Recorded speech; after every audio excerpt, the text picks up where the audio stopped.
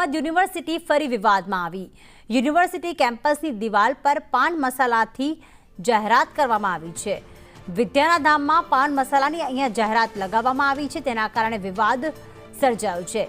વિદ્યાર્થીઓને ગુટખાથી દૂર રાખવાની વાતો પોકળ સાબિત થઈ, કારણ કે યુનિવર્સિટીના કેમ્પસમાં જ ગુટખા અંગે જાગૃતિના સેમિનાર કરવામાં આવી રહ્યા છે, તે પણ પોકળ સાબિત થાય છે, કારણ કે અહીંયા પાન મસાલાની જાહેરાત કરવામાં આવી હતી।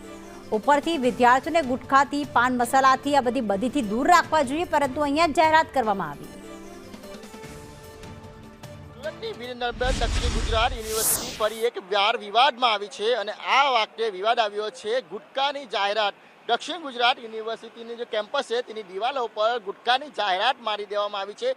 સરકાર તરફથી વિદ્યાર્થીઓ અને બાળકોને ગુટખાથી દૂર રાખવા માટે મોટી મોટી જાહેરાત કરવામાં આવે છે, કેમ્પેનો ચલાવવામાં આવે છે, પરંતુ વીર નર્મદ દક્ષિણ ગુજરાત યુનિવર્સિટીમાં લાખોની સંખ્યામાં જે વિદ્યાર્થીઓ આવતા હોય છે, ત્યારે આ પ્રમાણેની જાહેરાત મારી દેતા અનેક સવાલો ઉઠી રહ્યા છે, કારણ કે લાખો રૂપિયા છે તે સિક્યુરિટી પર ખર્ચ કરવામાં આવતા હોય છે, ત્યારે સરકારી દિવાલો પર આ પ્રકારે જે કહેવાય કે ગુટખાને જાહેરાત મારી દેતા અનેક સવાલો ઉઠી રહ્યા છે।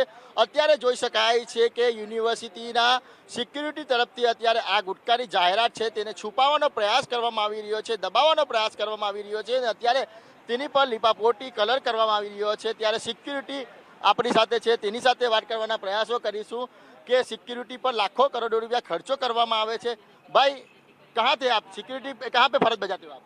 तो यहीं पे तो थे, वो पता ही नहीं चला कौन करके चला गया। कितनी तनख्वाह कितनी है आपकी? तनख्वाह कितनी है? 13,000।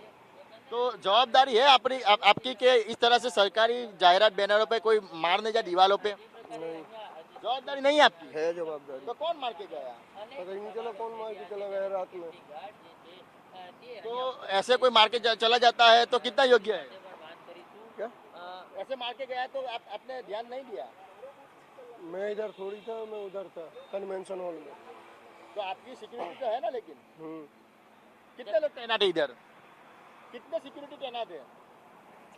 वो तो पता नहीं है, वो तो सुपरवाइजर को पता होगा। कौन है सुपरवाइजर? नेपाल। ये कब लगाया गया? बिल्कुल तो જોઈ શકાય છે કે અત્યારે લીપાપોટી કરવામાં આવી રહી છે, આ પ્રમાણે લીપાપોટી કરવામાં આવી રહી છે અને જે કહેવાય છે કે કલર મારવામાં આવી રહ્યો છે। ત્યારે અન્ય જે સિક્યુરિટી છે તેની સાથે વાત કરી મેહુલભાઈ, કયા પ્રકારે અત્યારે લીપાપોટી કરવામાં આવી રહી છે? આમાં કેવું છે કે જ્યારે આપણે આ જે દિવાલ પર પોસ્ટર આવા છપાયા એની જાણકારી મળતા જ તાત્કાલિક ધોરણે પગલાં લેવાનું ચાલુ કરી દીધું છે, જેથી કરીને અહીંયાના યુવાધનને જો આવું કોઈ જાહેરાત જોઈ અને એમાં દુષ્પ્રેરણા તરફ ન પહેરાય એના માટે મારા તરફથી આ કાર્યવાહી કરવામાં આવી રહી છે। મારી દેવાનું આવ્યું અને પછી આ રીતના કાર્યવાહી? સર, આમાં કેવું છે કે મને જ ખબર નથી, જ્યારે જોવામાં આવ્યું ત્યારે મારી કામગીરી મેં ચાલુ કરી દીધી। દિવસથી લાગેલું છે? લગભગ કાલે જ હજુ મને જાણ થઈ છે આ બાબતની ને આજે તાત્કાલિક અને કાલે શાંતિ જ કાલે સાંજે જેવો અમારા આદરણીય કુલ સચિવશ્રીનો ફોન આવતા જ મેં તાત્કાલિક કામગીરી કરવા માંડ્યો છું ને આજે ફરીથી મારી રહ્યો છું। બિલકુલ, તો અત્યારે જે કહેવાય કે છુપાવવાના પ્રયાસો છે તે થઈ રહ્યા છે અને આ પ્રમાણે અત્યારે તેની પર જે ગુટખાની જાહેરાત હતી તેની પર અત્યારે આ પ્રમાણે પોસ્ટર લગાવી દેવામાં આવ્યા છે અને જે કહેવાય કે ગંભીર બાબત કહી શકાય, કારણ કે જે રીતના સરકાર દ્વારા કેમ્પેનો કરવામાં આવે છે, બાળકોને ગુટખાથી વ્યસનથી દૂર રાખવામાં આવે છે, પરંતુ આ પ્રમાણે જાહેરાત લગાવતા અનેક સવાલો ઉઠી રહ્યા છે। કેમેરા પર્સન ભૂષણ ચૌધરી સાથે મનીષ પરમાર, સંદેશ ન્યૂઝ, સુરત।